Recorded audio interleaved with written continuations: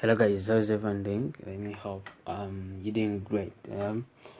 So we are going to be together for this time. It's a training. We're going to have about cultural competence.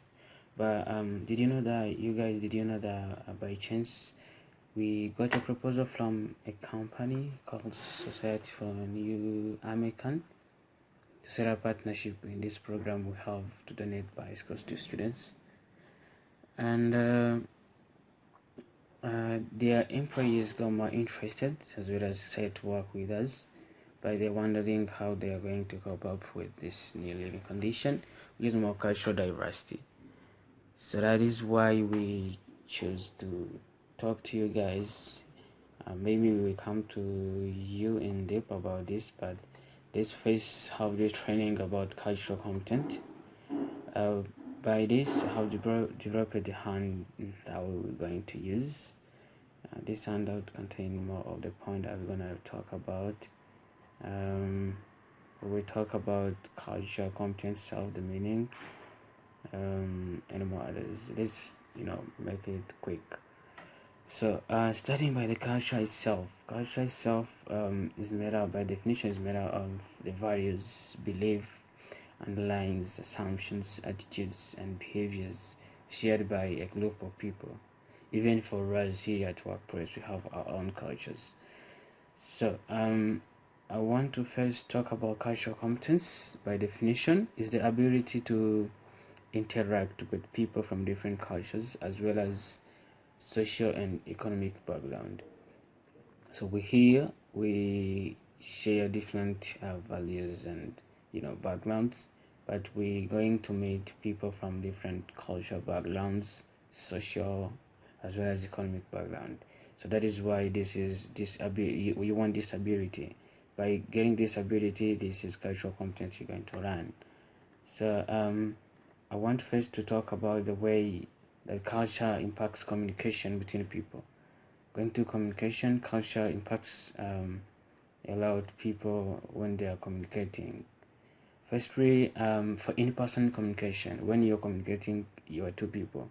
So people tend to depend on their cultural background, just to you can be used to talk, touching each other, but when you meet people from different culture, this communication can be effective. So it may even less conflict, and so it's better you keep in mind that you're different and you learn to someone before. And also when it comes to email communication, depending to a country's culture, it may be different. So for example, when an email has been sent to an American, that's an example, it has to be direct to the point. But when you talking to your colleagues or people from your country, this may be kind of different. So you don't have to be on point. You have to explain everything. So, and also communication can be impacted by culture when it comes to language barriers.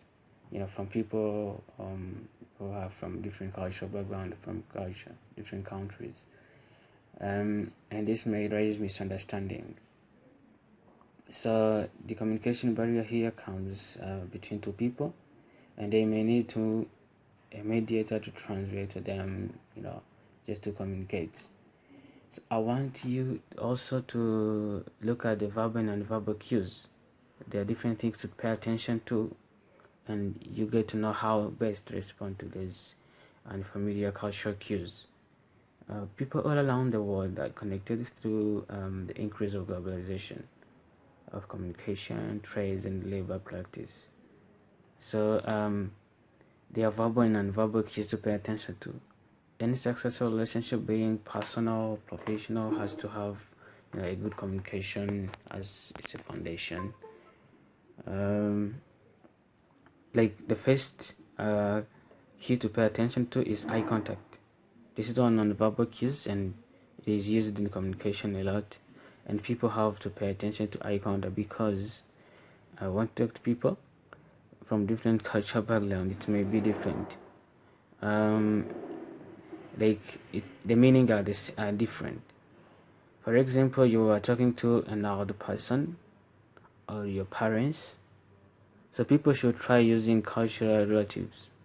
Do you know what it means by cultural relativism? This is the practice of saying culture by its own standard rather than viewing it through the lens of one's own culture. Like it may be a sign of respect to your country, but when someone says, "Don't look at my eyes, look down," or find another way to talk to me down without making eye contact, it may sound rude to you, but this is their culture. You have to have cultural relativism in yourself, where you will understand their culture, rather than viewing it in your own perspectives. And also making a face. Any form of this is a form of non-verbal communication. When talking to someone, he may make a face. It seems maybe he's angry, happy, not interested to you. But this, you have to show that he doesn't take it as your culture may interpret that. So make sure that you show respect to someone, being said by, to what he says. It's advisable to know the situation in a certain culture, consider facial expression, and identify the facial expression that is appropriate in the conversation. And touching, as I've been saying before, it's very good that to get to know in each and everything before. Like in our culture, we may always you touching someone, talking to who, it's something usual, but when you do that to someone who is from another culture, it may look like unprofessional. So this is when you will need to apply internationalism. I don't know if you know internationalism. This is the time to you evaluate another culture according to the standard of one's own culture. So this is the time you will interpret how maybe a person reacted, and you make it your own culture, and you make a conclusion. Right, let's look to the situation in which cultures plays important roles in people's relations. There are different situations that we face, and culture, have a role in those people's relation. Let's talk about sharing a meal. You are in a dinner, maybe someone invited in a dinner. People from different culture have their norms and laws when they follow when they're sharing meal, being breakfast, lunch, or dinner.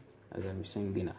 When they are together, everyone of them is very curious to know, or learn about living style or another.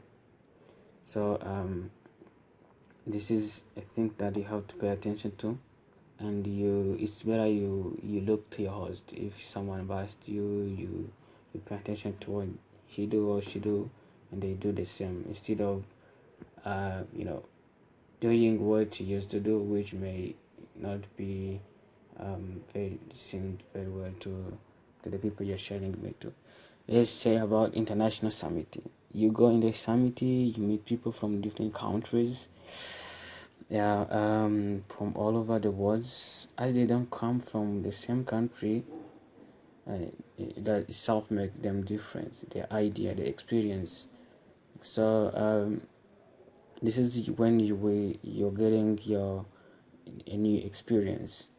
So this is the situation that the communication you do, the facial expression, the language you use, you have to pay attention to each and everything. International schools, companies, like the company you're working to, have got different players from different cultural background. So you also have to study each and every one, organization and workplace culture. You read the handbook, everything that may help you. So I want you guys to think why developing and maintaining cross-cultural relations is useful skills. This I'm talking to you. Why do you think it's very useful? Cross-cultural relations itself refer to the skills, knowledge, or motivations that enable individuals to adapt, effectively to a cross-cultural environment. This is time that you're going to get skills that will help you everywhere you will do. You will get to to adapt, to be adaptive to the environment. So it is very important because it increases collaboration, which at the end will bring high productivity to the company. you know so it is very useful. You guys have to maintain this. You have to know that this is very useful skills. That is why we're telling you to keep in mind. So I don't want to take much of your time, you guys. What I'm going to do is to make sure that you understand each and everything. By doing this, we share with you this handout so that you can keep eyes on it, reading it. And I don't know if you guys have question, we can look at it. If you don't have a question, you can even email me or inbox me any question. I will personally come to you and we discuss to misunderstanding you may have. All right, thank you for coming. I wish you to go and read more about cultural perspective. You can even make your own research or use this handout that we prepared for you guys, and this will help you to understand and to avoid misunderstandings, biases, and any other thing that comes language use to depending to your culture without varying in anyone else's culture. All right, thank you for coming. That's very great to have you guys here.